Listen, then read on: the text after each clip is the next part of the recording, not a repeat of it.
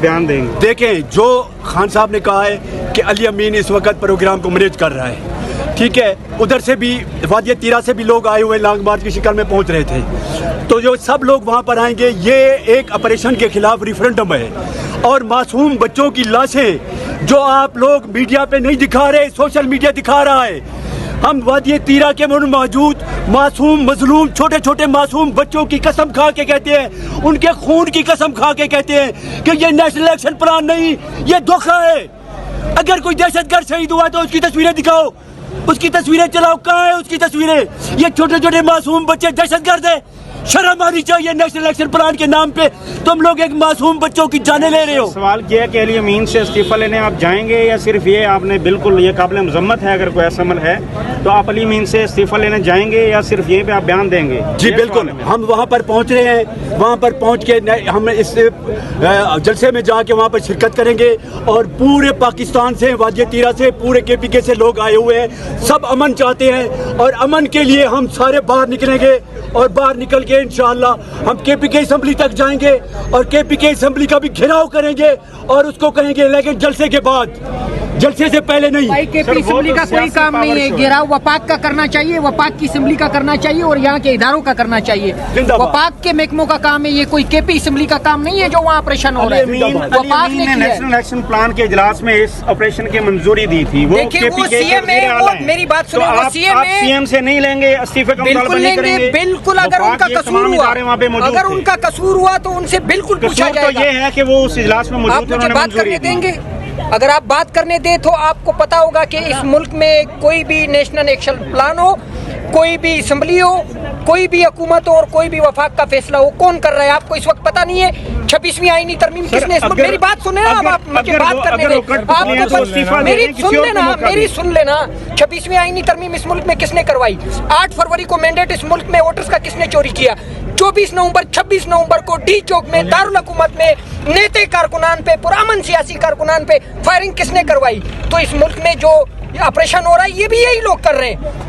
بتا تو یہ رہے ہیں کہ دہشت گرد کو مارا جا رہا ہے، یہ بچے دہشت گرد تھے، یہ خواتین دہشت گرد تھی۔ اگر آپ یہ رویہ رکھیں گے تو پھر آپ ان سے کیا گلہ رکھتے ہیں کہ وہ اس ملک کے اگینسٹ جا رہے ہیں، اس اداروں کے اگینسٹ جا رہے ہیں؟ ان کو تو آپ دیوار کے ساتھ لگا رہے ہیں۔ آپ بلوچستان میں دیکھیں کس طرح لوگوں کو لاپتہ کیا جاتا ہے۔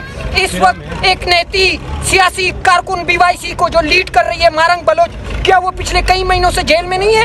آج ملاقات کا دن ہے، وہ آپ کو نظر نہیں آ رہا ہے کہ آپ کے اداروں نے، آپ کے ملک نے، آپ کے ملک کی ریاست نے ٹرکیں کھڑی کی ہوئی سڑک میں صرف اس وجہ سے؟ ہم نے رپورٹ کی، آپ کی بڑی مہربانی، لیکن اس میں وفاق کا قصور ہے، اس میں صوبے کا کوئی قصور نہیں ہے، نہ ہمارا آپ سے کوئی گلہ، اس ملک میں گلہ جس سے وہ سب کو پتہ ہے۔ عمران خان کے نمائندے ہیں، بالکل ہے، تو پھر وہ ریزائن کر کے کسی اور کو نہیں دینا چاہیے؟ کیوں ریزائن کریں؟ آپ نہیں سمجھتے کہ وہ ناکام ہو؟ کیا آپ یہ چاہتے ہیں کہ کے پی میں جس طرح سمندر کا ایک جزیرہ ہوتا ہے جہاں سارے پورٹ میں چیزیں اکٹھی ہوتی ہیں، کیا آپ یہ چاہتے ہیں کہ کے پی میں جو ہمارے پاس ایک جگہ ہمارے کارکنان کے لیے بچی ہے، جو ہمارے یہاں ظلم ہمارے لوگوں کے ساتھ ہو رہا ہے، جس طرح خالد خورشید کو سابق وزیر اعلیٰ، یار آپ 40 سال کی سزا سناتے ہیں، آپ کو پتہ نہیں ہے کہ وہ وہاں کہاں جائیں ہم لوگ؟ ایک کے پی میں بھی آپ لوگ ہمیں اسپیس نہیں دے رہے، ہم نے ووٹ وہاں لیا ہے، ہم کوئی ووٹ چھین کے وہاں نہیں بیٹھے، ہمارا ووٹ چھینا گیا ہے۔ مسئلہ ایم پی ایس کا نہیں ہے، آپ کے سامنے ایک سی ایم یہاں پہ آتا ہے کہ سچوز کو روکتا ہے، اس کا مطلب ہے کہ جمہوریت کے نام کے اوپر یہ جو ڈکٹیٹرشپ ہمارے اوپر نازل کی گئی ہے،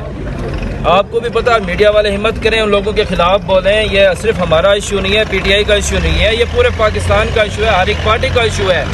آج اگر یہ ہمارے ساتھ ہو رہا ہے، ہمارے سی ایم کے ساتھ ہو رہا ہے، یا ہمارے لوگوں کے ساتھ ہو رہا ہے، بھئی ایک آئینی قانونی حق ہے، بھئی آپ اپنے بھائی کے ساتھ مل سکتے ہیں، ملاقات دے ہے، تو یہ دیکھیں کنٹینر لگا کے راستے بند کر کے سارا دن، آج یہ آپ کے سامنے تک کروڑوں ووٹ لینے والے نمائندے روڈ کے اوپر آ کے عوامی اسمبلی لگا رہے ہیں، تو اسمبلی کیوں بنائی گئی ہے؟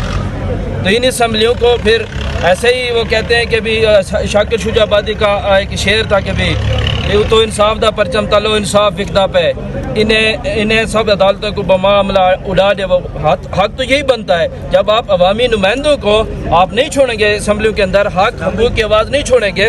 میرے خیال سے بلوچستان میں کیا ایشو بنا تھا، یہاں تو ابھی یہ ایشو بن رہا ہے، بلوچستان میں 70 سے یہ ایشو آ رہا ہے، اب وہ ایشو بڑھتا لوگ مسلح ہو کے جدوجہد کریں، نوجوان مسلح ہو کے جدوجہد کریں۔ جب آپ لوگوں کو ایک گلی میں بند کر دیں گے، راستہ نہیں دیں گے، اس کو نکلنے کی کوشش بھی نہیں کریں گے، تو کیا بنے گا؟ تو یہی بنے گا، لوگ بندوق बंदूक उठा लेंगे, कितने तक वो खुद मरते रहेंगे। आपको पता है KP के अंदर, बलूचिस्तान के अंदर लोग मर मर के अब यहाँ तक आप पहुँचे हैं। वही लोग जो हमारे साथ खड़े होकर सियासत की बात करते थे, आज चंद लोग वहाँ पे बच्चे हैं सियासत के ऊपर या वफाक का नाम लेने वाले। अगर उन लोगों को भी समझते कि वहाँ बलूचिस्तान की जो वडेरा शाही है, जो वहाँ पे सरदारी निज़ाम है, उसकी बड़ी वजह ये है क्योंकि वसाइल वफाक से वो लेते